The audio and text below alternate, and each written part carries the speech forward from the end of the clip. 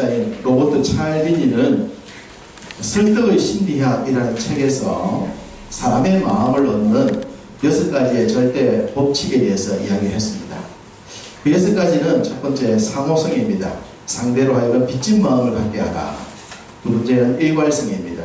한번 선택하면 포기하기 어렵다. 세 번째는 사회적 증거.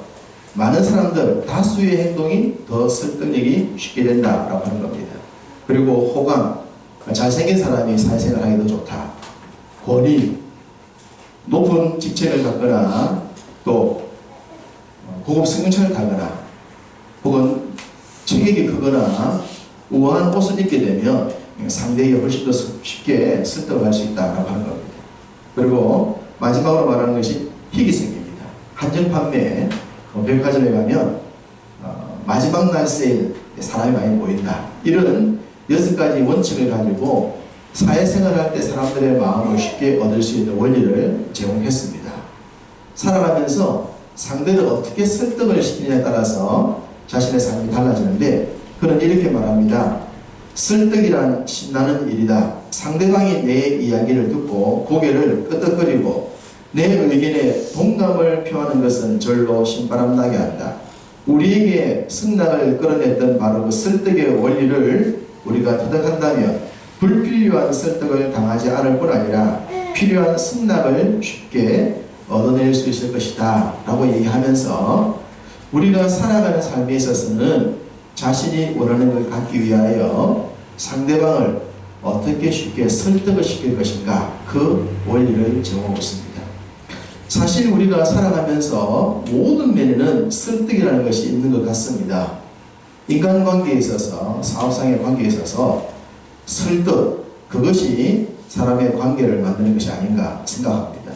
그런 관점에서 성경을 보면 성경도 하나님께서 우리를 설득하시는 책이다 라고 할 수 있겠습니다. 사람은 본능적으로 자기 소견에 옳은 대로 살고 싶지 않습니까? 내 마음대로 살고 싶은 것을 하나님께서 하나님의 뜻을 우리에게 주심으로 내 뜻이 아니라 하나님의 뜻으로 살아가게 만들 때 강압적인 것이 아니라 자발적으로 살아갈 수 있도록 만드는 설득의 말씀, 그것이 성경이라고 생각이 되어집니다. 그런 설득에 의해서 살아갔던 사람들, 소위 우리가 성경에서 만나는 믿음의 사람들을 보니 그들이 하나님께 설득을 당한 이후에 이 세상에서 세상과 다른 탁월한 삶을 살았더라 라고 하는 증거들을 우리에게 보여줍니다. 우리는 하나님께 설득당한 사람들의 그 기록을 보면서 나도 하나님의 뜻대로 살게 되면 나의 삶에도 그와 같은 놀라운 변화가 있을 것이다 라는 기대치를 갖게 하죠. 이것이 바로 말씀을 통하여 우리를 설득하여 주의 뜻대로 살게 하시는 말씀이라고도 할 수 있지 않겠는가 생각됩니다. 노예가 존재했고 노예의 위치와 도둑 같던 종들이 있었던 시대에 빌레몬이라는 사람의 집에 오네시모라고 하는 종이 있었습니다. 이 오네시모가 빌레몬이라는 주인집의 종으로 생활하다가 어느 날 주인집의 돈을 훔쳐서 도망을 갔습니다. 그 당시 사회제도로 말하면 사형에 해당합니다. 그래서 도망갔던 오네시모가 로마에서 사도 바울을 만납니다. 사도 바울을 만나고 난 뒤에 변화가 되죠. 복음에 의해서 도망간 자의 삶이 아니라 하나님의 사람으로 변화가 됩니다. 그렇게 변화된 오네시모를 바울이 다시 주인 빌레몬에게로 돌려보냅니다. 돌려보낸다고 하는 것은 얼마든지 죽음의 자리로 내모는 것과 같겠지만 바울은 오네시모를 돌려보내면서 주인 빌레몬에게 도망간 종으로 대하지 말고 형제로 대해달라, 나를 대하듯 대해달라 라고 부탁을 합니다. 명령이 아니라 부탁이죠. 그 부탁을 받아들인 빌레몬은 오네시모를 형제로 받아들이고 바울처럼 대우하면서 함께 하나님의 나라를 세웠던 이야기가 빌레몬서의 내용입니다. 지금부터 2000년 전 사회적으로 도망간 종을 얼마든지 사형 선고할 수 있었지만 그를 용서하고 형제로 받아들이고 함께 생활할 수 있었던 것은 하나님의 뜻을 따라 살았던 사람들의 탁월한 삶이었습니다. 세상 사람들은 이해할 수 없는 것이었죠. 이걸 통하여 우리에게 보여주는 것은, 복음이라고 하는 것은 우리에게 변화를 준다고 하는 겁니다. 변화. 말씀 속에서 그 하나님의 뜻을 따름으로 말미암아 성도의 삶이 보여줘야 될 가장 놀라운 역사는 변화입니다. 성경은 변화에 대한 이야기를 많이 하고 있습니다. 하늘의 미랄이 가만히 있으면 하나밖에 되지 않습니다. 변하지 않습니다. 그런데 하늘의 미랄이 죽으면서 자신이 변화될 때 그는 많은 열매를 맺는다 라고 하고 있지 않습니까? 겨자씨, 작은 것이지만 그 겨자씨 작은 것이 변하여 자라게 되면 큰 나무처럼 되고 30배, 60배, 100배의 결실을 할 수 있다. 변화의 역사를 보여주고 있습니다. 그러니 참 믿음이라고 하는 것은 변하는 것이다. 그렇게 보일 수 있죠. 변화야말로 진정한 믿음의 한 증거입니다. 예수님께서 믿음 없는 제자들을 불렀습니다. 믿음 없는 제자들을 불러서 세계 복음화에 일군 쓰기를 원하셨습니다. 그 믿음 없는 제자들을 불러서 변화시켜 주시는 거죠. 믿음 없는 사람들이 변화되었을 때에 세상을 바꿀 수 있다. 이게 2000년 전 제자를 불러 세상을 바꾸시려던 주님의 계획이었습니다. 그 변화의 얘기가 오늘 말씀이기도 합니다. 오늘 우리가 읽었던 이 누가복음 9장에 나오는 내용은 변화산의 기적이다 라는 별명으로 우리가 잘 알고 있는 내용입니다. 이 내용은 마태복음 17장과 마가복음 9장, 누가복음 9장 공관복음서에 동일하게 기록이 되어져 있습니다. 이 세 번, 마태, 마가, 누가 복음 세 번에 기록된 내용을 종합해서 주님이 이 말씀을 통하여 우리에게 주고 싶어하는 내용 가운데 변화라는 초점에 맞추어서 말씀을 드리려고 합니다. 이 세 복음서는 공통적으로 변화산에 올라가실 때 베드로, 야고보, 요한만 데리고 갔다라고 얘기를 하고 있습니다. 제자가 12명인데 3명만 데리고 갔습니다. 9명은 놔두고 갔다 이 얘기입니다. 그럼 왜 3명만 데려갔을까요? 산이 좁아서 12명이 다 올라가기 좁을 만큼 그렇기 때문에 12를 못 데려갔을까요? 그러지는 않았던 것 같습니다. 왜 3명만 데려갔겠는가? 그럼 9명은 뭔가? 그 속에 갈등이 일어날 수 있지 않았겠습니까? 그런데 3명만 데려가십니다. 분명하지 않지만 각 제자들이 앞으로 해야 될 일의 중요성에 의하여 주님은 때로 3명을 특별히 데려다니시는 장면들을 볼 수가 있습니다. 어쨌든 정확한 이유를 알 수가 없지만 3명의 제자만 데리고 산에 올라가셨습니다. 산에 올라가셨던 그 이야기를 마태와 마가가, 누가가 기록하기를 조금 차이점이 있습니다. 오늘 본문 28절을 보시면 누가는 산에 오른 목적을 기록해 놓았습니다. 뭐라고 기록했습니까? 기도하러 오르셨다. 이 산에 오르신 목적을 누가는 기도하기 위해 올라갔다라고 기록해 놓았는데 마태와 마가는 이 부분을 기록해 놓지 않습니다. 마태와 마가는 변화되신 주님에게 초점을 맞춘 이야기를 기록했다면 누가는 그 변화의 전제 조건으로 기도를 먼저 얘기하고 있는 것 같습니다. 기도가 곧 변화의 원인이라고 하는 겁니다. 왜 성경에 우리에게 기도할 것을 많이 기록해 두었을까요? 쉬지 말고 기도하라고 하셨을까요? 우리에게 기도에 대한 내용을 많이 요구하시는 것은 그 기도하는 만큼 우리의 삶이 주님을 닮아감으로 변화되기 때문이다. 기도의 자리가 많을수록 더욱 우리는 주님을 잘 닮아야 될 줄로 믿습니다. 기도하는 자리를 우리는 게을러하지 않아야 됩니다. 누가는 이 기도하는 자리를 강조하면서 변화를 얘기합니다. 주님이 변화가 되셨습니다. 언제 변화되셨습니까? 28절에 보면 기도하는 중에 변화되셨습니다. 마태와 마가는 이 부분을 기록해 놓지 않았는데 누가는 주님이 변화되시는 것도 기도하는 중에 변화되셨다라고 말합니다. 그만큼 기도는 변화의 힘이 됩니다. 그렇게 변화된 모습 옆에 두 사람이 함께 나타났죠. 우리가 잘 알고 있는 모세와 엘리야입니다. 모세와 엘리야가 어떤 사람이냐라고 하면 우리는 잘 압니다. 구약을 대표하는 사람이다. 그렇게 얘기를 하죠. 모세는 율법의 대표요. 엘리야는 선지자의 대표다. 그렇게 얘기를 하는데 이 두 사람의 등장도 변화의 관점에서 본다면 이해가 됩니다. 자, 모세, 그가 80살이 되었을 때 하나님의 부르심을 받는데 하나님께서 그를 출애굽의 역사에 지도자로 불렀지만 모세는 거부했습니다. 몇 번이나 못 간다 합니까? 5번이나 못 간다고 합니다. 왜요? 모세가 알고 있는 애굽, 모세가 알고 있는 바로, 그 애굽과 그 바로는 절대로 자기의 말을 듣지 않을 것이라는 분명한 확신이 있었기 때문에, 그렇기 때문에 출애굽을 위한 사명을 줘도 모세는 못한다고 했던 겁니다. 그렇게 못한다고 5번이나 거부했던 모세였지만 하나님께 설득을 당하죠. 하나님의 뜻에 따르죠. 처음엔 억지였겠지만 따릅니다. 그 따름의 결과가 뭡니까?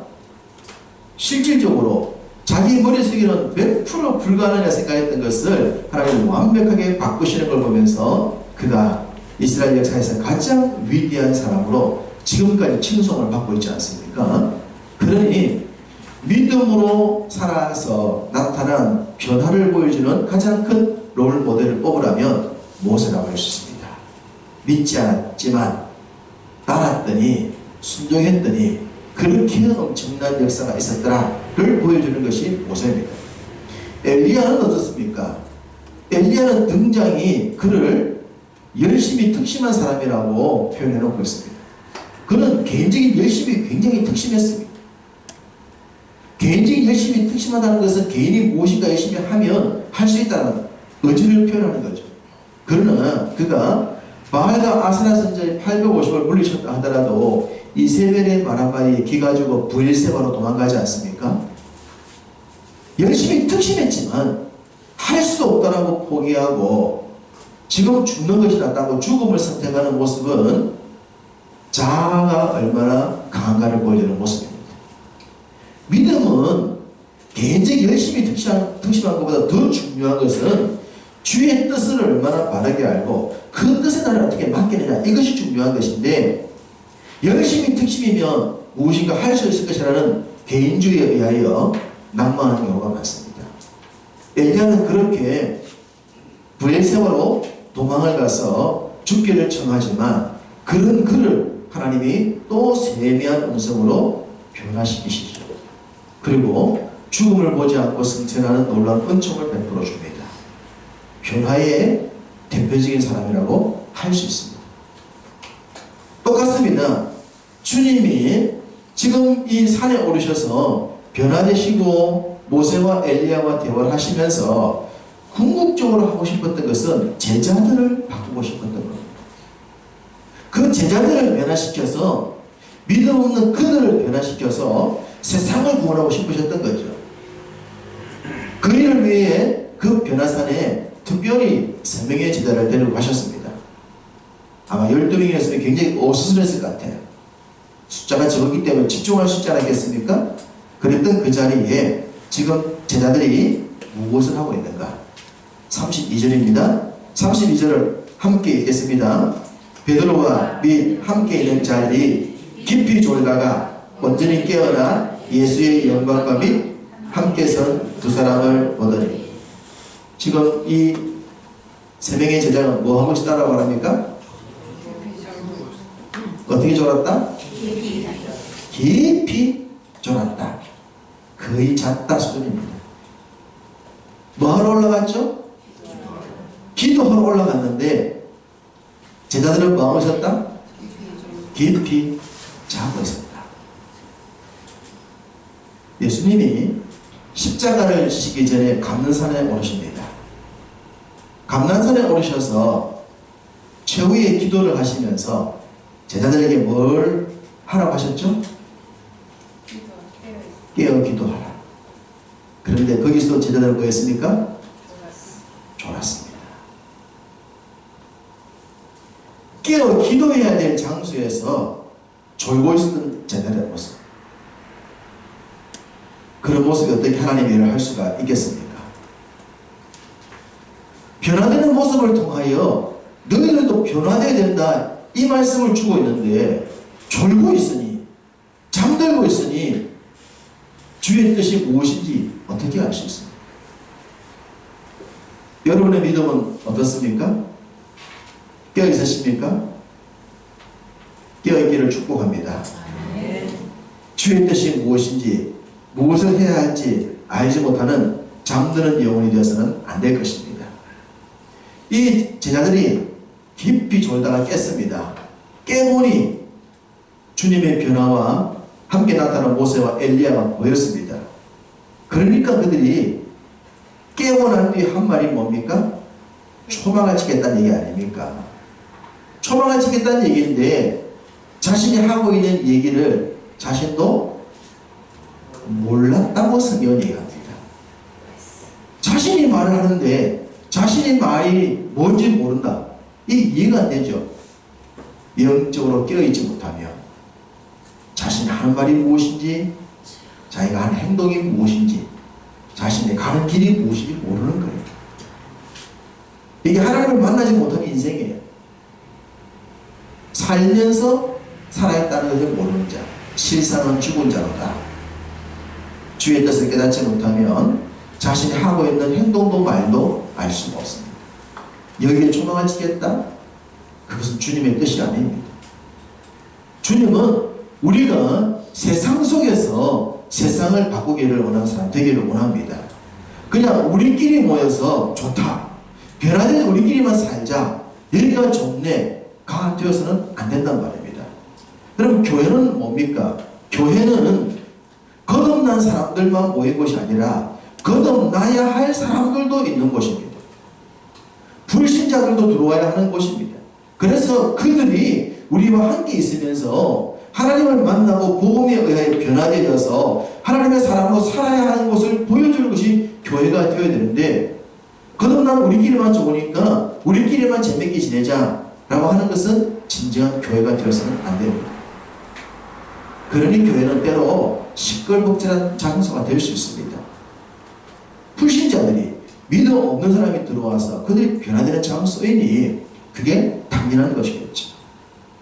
우리끼리만 여기가 좋습니다 라고 해서는 안 된다는 겁니다.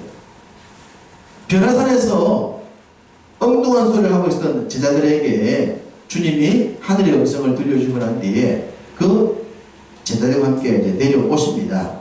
오늘 이것도 보면 그 다음 내용입니다.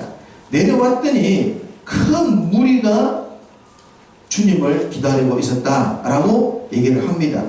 자, 여기서 바로 3명과 9명 나눈 이유를 한 가지 생각할 수 있는데, 주님이 3명을 데리고 올라가고 난 뒤에 9명이 남아있는 제자들을 그냥 두지 않았습니다. 그들에게 귀신 들린 한 아이를 데리고 한 아버지가 찾아온 사명이 하나 주어집니다. 3명의 제자가 산에서 기도할 때 9명의 제자는 병든 아이를 고쳐줘야 했습니다. 고쳐줘야 했는데 9명의 제자가 이 아이를 고쳐주지 못한 거예요. 고치지 못하고 시끄러운 소리만 내다가 주님이 내려온 장면을 만났단 말입니다.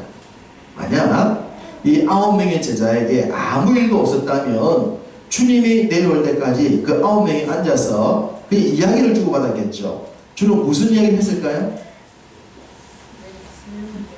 왜 우리만 왕따야? 왜 3명만 데려간 거지 주님이? 차별하시는 거 아니야? 그런 얘기를 할 수 있을 것입니다. 그래서 주님이 그들에게 귀신 들린 한 아이를 고칠 수 있는 기회를 주님이 없는 사이에 주신 것이 아닌가. 딴 생각하지 아니하고 이 아이를 고쳐야 되는데 못 고치면서 자신들의 믿음의 현주소를 지금 보여주고 있습니다. 이 장면을 마가는 이렇게 기록합니다. 여러분 마가복음 9장 14절 한번 보시겠습니다. 마가복음 바로 앞에 나오는 9장 14절입니다. 다시 누가복음 돌아올 거니까 누가복음을 덮으시면 안 됩니다. 마가복음 9장 14절.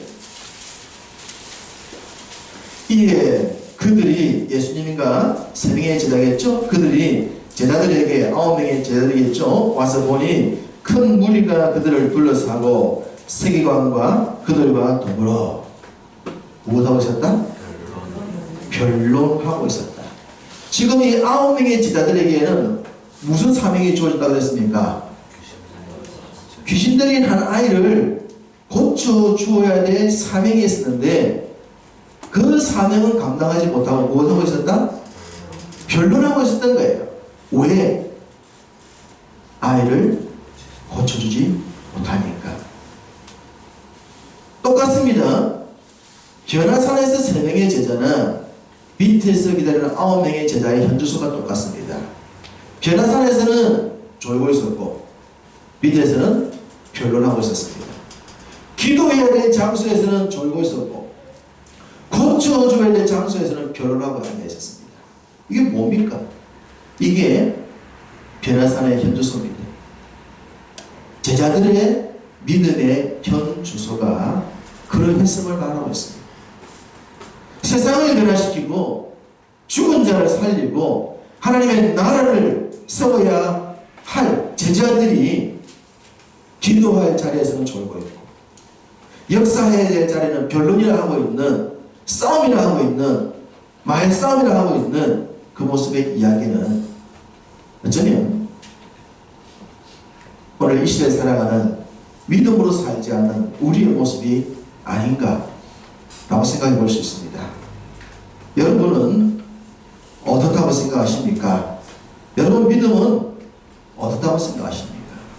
주님이 보셨을 때 삶 위에서 기도하는 모습인지 사회의 현장에서 고쳐주고 있는 모습인지 깨어있는 자의 모습인지 하나님 보시기에 책망받지 않아야 할 것입니다. 다시 누가복음을 돌아오시면 귀신 들린 아이를 고쳐주지 못하고 변론만 하고 있는 그 제자들을 향하여 하신 주님의 말씀이 41절입니다. 41절을 함께 읽습니다. 예수께서 대답하여 이르시되 믿음이 없고 배역한 세대여 내가 얼마나 너희와 함께 있으며 너희에게 참으리요 내 아들을 이리로 데리고 오라 하시니. 주님이 지금 제자들에게 뭐라고 말씀하십니까? 믿음이 없고 패역한 세대예요. 이 말씀이 9명의 제자들에게만 한 말씀이었을까요? 3명의 제자들이 뜨끔하지 않았겠습니까? 여러분은 어떻습니까? 우리는 이 말씀에 관계가 없는 사람일까요? 우리가 믿음이 있고 깨어있고 역사할 수 있는 그런 믿음의 사람이라면 얼마나 좋겠습니까? 이런 책망을 듣는 자가 아니 되어야 할 것입니다. 주님은 제자들이 변화되기를 원하셨습니다. 변화된 그 길을 쓰기를 원하셨습니다. 변하지 않는 믿음은 하나님의 관심을 끌 수 없습니다. 변하여 성숙하여 하나님의 관심을 끌어야 되고 그럴 때 하나님께서 우리에게 구하시는 놀라운 일들을 감당할 수가 있습니다. 누가복음 10장 1절을 보시겠습니다.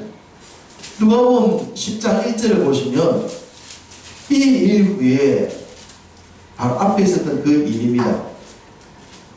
믿음이 없고 패역한 세대를 가르치시고 난 이후에 주님이 70명의 제자들을 파송하는 장면을 보여주고 있습니다.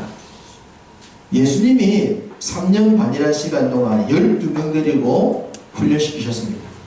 그 12명 가르치시기 위해서 예수님이 3년 이상의 시간을 쓰셨는데 여기에 잠시 등장하는 70명은 12명처럼 훈련받은 사람 아닙니다.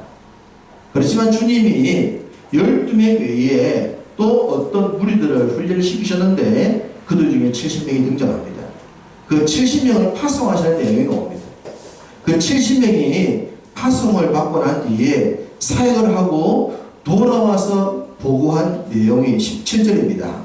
17절에 뭐라고 말합니까? 70인이 기뻐 돌아와 이르되 주여 주의 이름이면 귀신들도 우리에게 항복하더이다. 70명이 나가서 전도했더니 귀신들도 항복했는데 예수님의 9명의 제자는 예수님에게 그렇게 특별 훈련을 받으면서도 한 귀신을 쫓아가지 못해서 믿음 없는 폐역한 세대가 되고 말았습니다. 주님은 오래 따라다녔고 주님께 특별 훈련을 받았지만 여전히 변하지 않는 제자들에게는 하나님의 역사가 나오지 않았던 겁니다. 우리가 믿음 생활을 오래 하고 교회를 오래 다녔다 하더라도 우리의 삶에 전혀 변화가 없을 수 있습니다. 변화가 없다면 열매도 없는 것입니다. 열매가 없으면 기쁨도 없는 것입니다.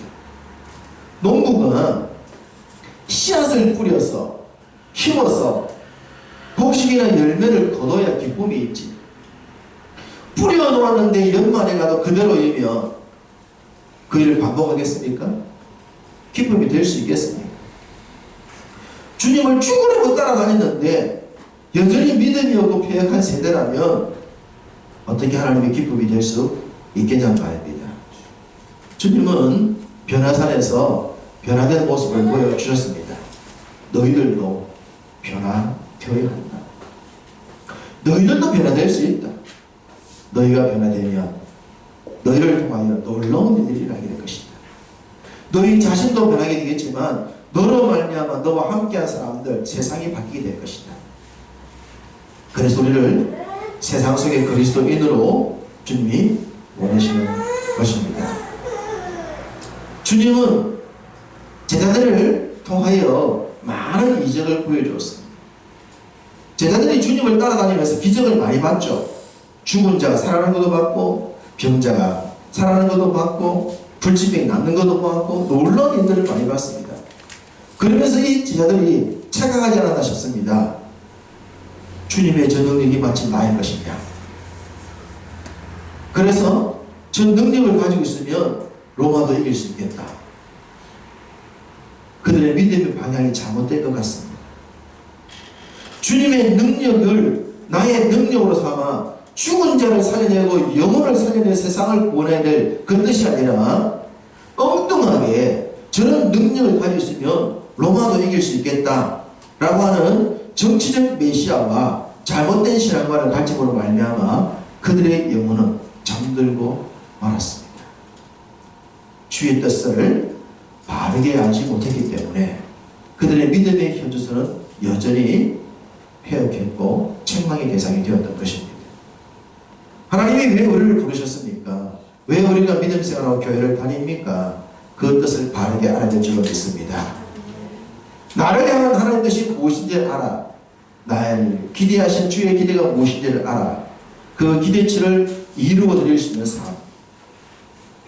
내가 변화되고 내가 변화됨으로 나와 함께 있는 주변 사람들을 변화시킬 수 있고 그래서 세상을 변화시킬 수 있는 복음의 능력이 우리 속에 있어야 될 줄로 압니다. 변화산 제자들의 현주소는 안타까움이었지만 우리는 이 말씀을 통하여 우리의 삶이 변화되기를 바랍니다. 주님 뜻에 따라 설득되었으면 좋겠습니다. 자발적으로 주의 뜻을 감당했으면 좋겠습니다. 그래서 우리로 말미암아 세상이 변화되고 세상이 죽기로 놀라운 기적을 볼 수 있는 기적을 만들어가는 믿음의 사람들 다 되시기를 주님의 이름으로 축복합니다.